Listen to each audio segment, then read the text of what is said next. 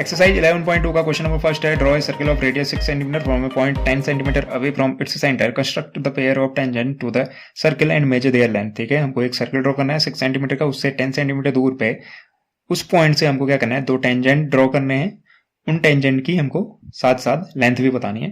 तो पहले हम क्या करते हैं, 6 सेंटीमीटर रेडियस की एक सर्कल ड्रॉ कर लेते हैं, 6 सेंटीमीटर मेजर कर लेते हैं, काफी बड़ा बनने वाला है फिगर। 6 सेंटीमीटर हमने मेजर कर लिया, तो 6 सेंटीमीटर का हम क्या कर लेते हैं, एक सर्कल ड्रॉ कर लेते हैं। इसको मैं थोड़ा एडजस्ट कर लेता हूँ ताकि पूरा शेप दिखे। ठीक है, यहाँ 6 सेंटीमीटर बाहर जा रहा है, तो ये बन गया हमारा 6 सेंटीमीटर। 6 सेंटीमीटर का एक क्या सर्कल ड्रॉ कर लिया हमने। ठीक है, तो ये 6 सेंटीमीटर का सर्कल ड्रॉ कर लिया है, यहाँ पे रखा था मैंने। तो इसको हम नेम दे देते हैं, नेम कर लेते हैं इसकी ओ। यहाँ पे मेरा सेंटर है, इसको कह देता हूँ मैं ओ।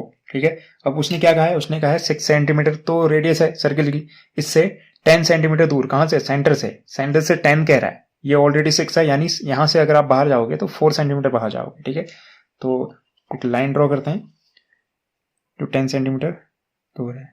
ठीक है, ये पॉइंट, तो ये पॉइंट है हमारा।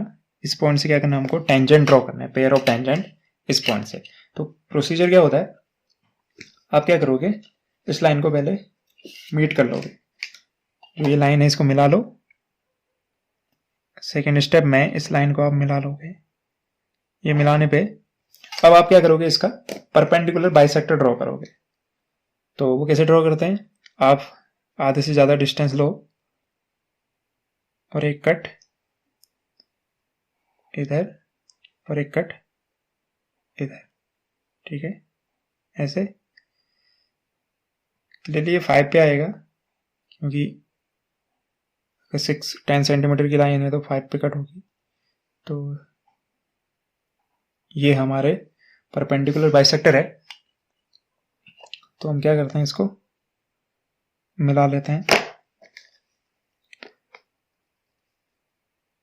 मिलाने पे ये कुछ ऐसा दिखेगा। ठीक है,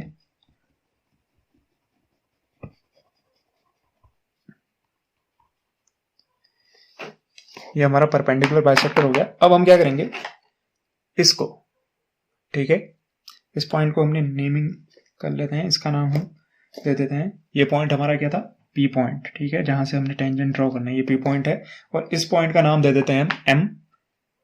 ये पॉइंट है हमारा एम पॉइंट। ठीक है, परपेंडिकुलर बाइसेक्टर करके अब हम क्या करेंगे, इसे एज ए सेंटर लेंगे। ठीक है, किसे, एम को एज ए सेंटर लो और पी तक, ठीक है, पी तक मेजर करो। इसका कलर चेंज कर देते हैं ताकि इजीली हमको दिखे। तो अब हम एम को एज ए सेंटर लेंगे और कितनी रेडियस लेंगे हम, पी एम या फिर एम ओ, दोनों सेम होंगे क्योंकि परपेंडिकुलर बाइसेक्टर है। बाइसेक्टर मतलब दो इक्वल हिस्से, परपेंडिकुलर मतलब 90 डिग्री। तो आप पी एम लेंथ की रेडियस लोगे और आप पहला कट लगाओगे, यहाँ सर्किल पे कट लगाओगे। ठीक है, जहां पे कट लगेगा वहीं पे टेंजेंट टच करेंगी। तो इस कट को मैं कह देता हूं क्यू पॉइंट और इसको आर। ठीक है, इसको नेम कर देते हैं हम क्यू और ये है आर। अब हमने क्या करना है, पी पॉइंट को यहां मीट कर देना है, पी पॉइंट को यहां मिला देना है हमने, पी से आर को। तो टेंजेंट ड्रॉ हो जाएगा, ये हमारा पहला टेंजेंट, ऐसे ही दूसरा टेंजेंट,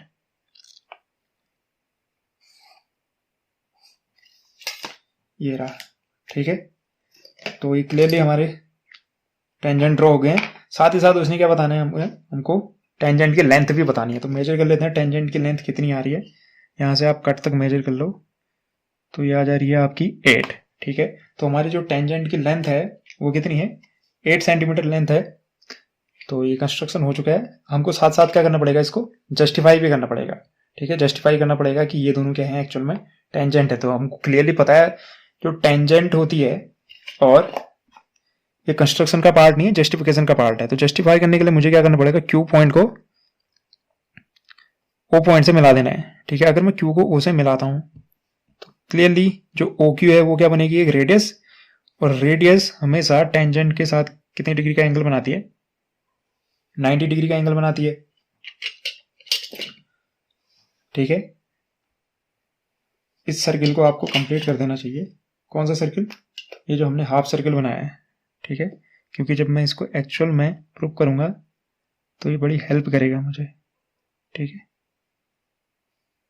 यहां से बनाया था ना ये। ठीक है, ये था, इसको आप कंप्लीट सर्किल ड्रॉ कर लो एक, क्योंकि जब आप जस्टिफाई करोगे ये आपकी हेल्प करेगा। ठीक है, एम को एज ए सेंटर लेके पीएम रेडियस की आप सर्किल ड्रॉ करोगे तो वो जो मेन सर्किल है उसको आर और क्यू पॉइंट पे कट करता है। ठीक है, अब मेरा टारगेट क्या है, मेरा टारगेट है पी क्यू और पी आर को टेंजेंट प्रूव करना। तो टेंजेंट क्लियरली क्या करता है, रेडियस के साथ, रेडियस क्या है, बड़े वाले ट्रायंगल की रेडियस ओ क्यू, उसके साथ 90 डिग्री बनाता है। अब मुझे प्रूव करना है कि ये क्या है, 90 डिग्री है, ये एंगल 90 डिग्री है, ये हमें प्रूव करना है जस्टिफाई में। कैसे किया जा सकता है, क्लियरली अगर आप दूसरे सर्किल को देखो, पहले सर्किल को नहीं देखना है, आप किसको देखना है, दूसरे सर्किल को। दूसरे सर्किल को देखोगे तो आपको क्या दिख रहा है, पीओ। पीओ क्या है, एक डायमीटर है, क्योंकि एम उसका क्या है, इस सर्किल का रेड सेंटर क्या था, एम। तो एम से पास होने वाली जो लाइन होगी वो डायमीटर होगी। पीओ एक डायमीटर की तरह काम कर रही है, और डायमीटर यहाँ पे सेंटर पे जो एंगल बनेगा वो कितने डिग्री का बनेगा, 180 डिग्री। तो जो सेमी सर्किल पे एंगल बनता है, ठीक है, ये कॉर्ड है और ये क्या कर रही है, सेमी सर्किल पे एक एंगल फॉर्म कर रही है। तो वो एंगल बाय प्रॉपर्टी, वो एंगल कितना होता है, सेंटर पे जो भी एंगल बन रहा है उसका हाफ। सो सेंटर पे कितना बनेगा, स्ट्रेट लाइन है 180 डिग्री, तो ये होगा कितना, 90 डिग्री। तो क्लियरली मुझे दिख गया कि angle P Q O 90 degree है, और angle P Q O 90 degree है, इसका मतलब ओ क्यू तो एक रेडियस थी, और इन दोनों के बीच में 90 डिग्री फॉर्म होने का मतलब ये क्या है, पी क्यू एक टेंजेंट है। ठीक है, क्लियरली यहां पे भी दोबारा करने की जरूरत नहीं है, सिमिलरली मैं कह दूंगा अगर आप इससे ओ से आर पॉइंट को मिलाओगे तो ये भी क्या बनाएगा, यहाँ पे रेडियस बनेगी। और अगेन सेम सेमी सर्किल पे एंगल फॉर्म हो रहा है, अगर आप इसको मिलाओ तो जैसे ऊपर हाफ सेमी सर्कल ऊपर है, ऐसे ही सेमी सर्कल नीचे भी है। तो अगेन यहाँ पे 180 डिग्री, 180 का हाफ 90 डिग्री यहाँ पे भी फॉर्म होगा। तो जस्टिफाई कर लेते हैं इसको। तो जस्टिफिकेशन में हमको क्या प्रूव करना है, हमको ये प्रूव करना है कि पी क्यू और पी आर क्या है, दो टेंजेंट है। कौन से, किसके, जो सर्किल 6 सेंटीमीटर वाली रेडियस है जिसकी, उस सर्किल के ये क्या है, दोनों टेंजेंट है। तो टेंजेंट क्या करते हैं, 90 डिग्री प्रूव करते हैं, जैसा मैंने एक्सप्लेन किया। जो एक्सप्लेनेशन में था क्लियरली मैंने क्या कहा कि जो एंगल पी क्यू ओ है is an angle in the semi circle. ये क्या है, एक सेमी सर्किल का एंगल है।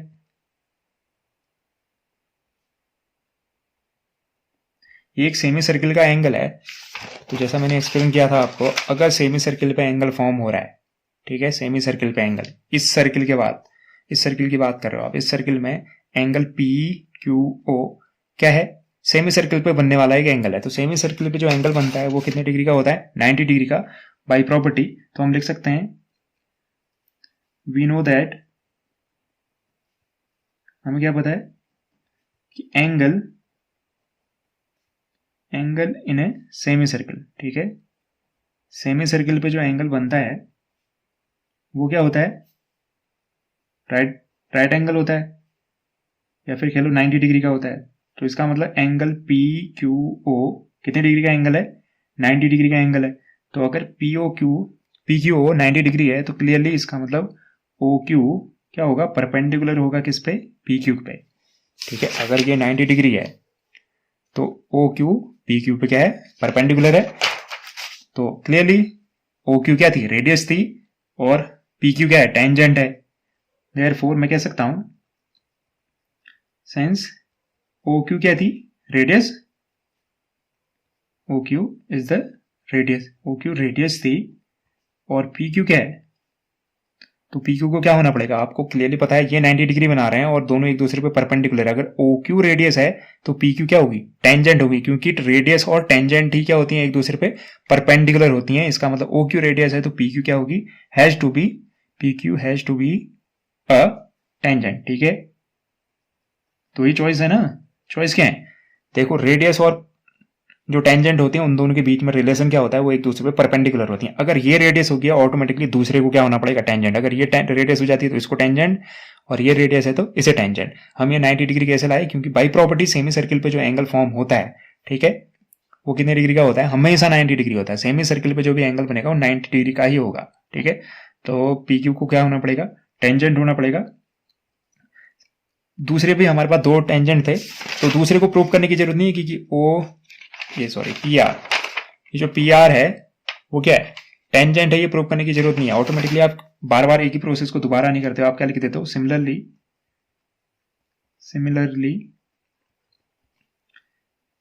P R is a tangent, ठीक है। पी आर क्या है, टेंजेंट ऑफ द सर्किल।